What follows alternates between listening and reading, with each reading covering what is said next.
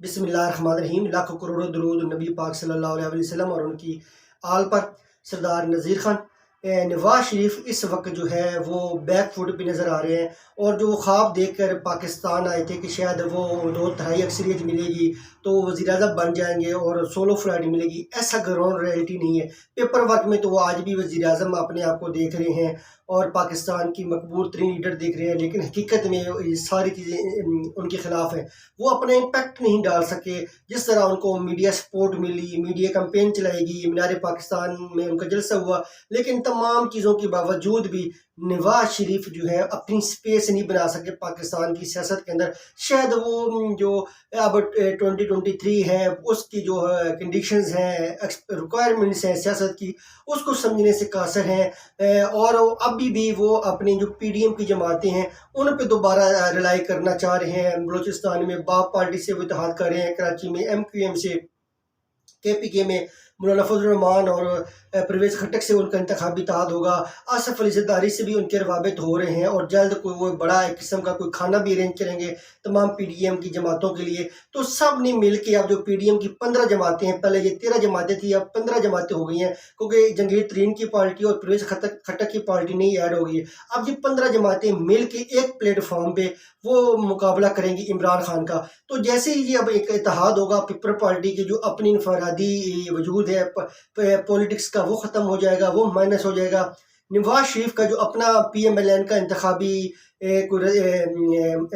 Scheme है, मंशूर है, जो अपना सियासी वजूद है, ख़त्म हो जाएगा। जब प्लेटफॉर्म में आ जाते हैं, एक इत्तेहाद बना लेते हैं, तो इसका मतलब है कि आप अपने मंशूर के मुताबिक इलेक्शन ही लड़े, आपको अपनी इंतखाबी सलाहियतों पे भरोसा नहीं है, आपको भरोसा नहीं है कि आप इलेक्शन जीत सकें।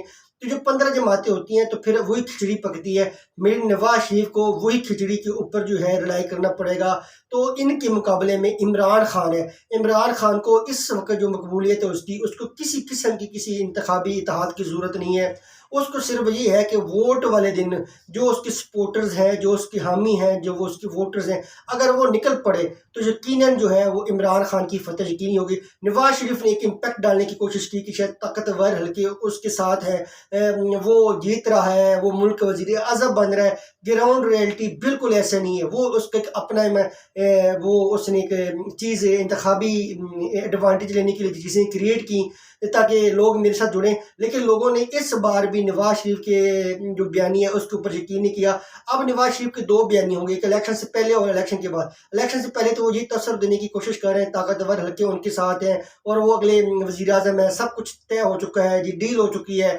नवाज शरीफ चाहते हैं 2/3 अक्सरियत हो। जैसे ये मेरे ख्याल में इस बयानी में कोई ऐसी हकीकत नहीं है, कोई वजूद नहीं है। जैसे इलेक्शन होगा और अगर पीडीएम को अक्सरियत मिलती है तो वो कहेंगे जी हमने तो सिर्फ इंतखाबी कामयाबी हासिल करने के लिए ये बयानिया बनाया था, तो हमें पता था लोगों ने हमने वोट नहीं देने, तो हमने इसलिए ये लोगों को चीज़ें दिखाई कि हम वज़ीर आज़म बन रहे हैं, हालांकि इसमें कोई हकीकत नहीं थी। तो आपने सिर्फ और सिर्फ कोशिश ये करनी है कि आपने जिस भी जमात के साथ हैं तो आपने वोट देने के लिए ज़रूर निकलना है। कि इस वक्त जो है नवाज शरीफ का ये बयानिया कि ताकतवर हल्के मेरे साथ हैं, जी बिल्कुल गलत है, ये तो असर ही गलत है। इंतखाब जो है वो न्यूट्रल होंगे, फ्री एंड फेयर होंगे, क्योंकि इस वक्त पाकिस्तान के जो मौजूदा मसाइल हैं इसमें सोचा भी नहीं जा सकता कि इंतखाबात के अंदर धांधली हो, क्योंकि बहुत ज़्यादा खिचड़ी बन चुकी है, बहुत ज़्यादा पॉलिटिक्स जो है वो गैर यकीनी हो चुकी है, इसकी कोई डायमेंशन वाज़ा नज़र नहीं आ रही।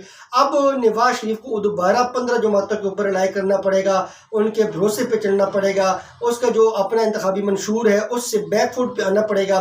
तो डेफिनेटली ये 15 जमातें मिलकर इन्होंने पहले भी 16 माह हुकूमत की और कोई डिलीवर नहीं कर सके। अब फिर ये अगले जो हुकूमत है उसके लिए मैदान में उतरेंगी, तो इनके मुकाबले में इमरान खान है। तो नवाज शरीफ की सियासत के लिए जो ख़तरा है वो सिर्फ इमरान खान है।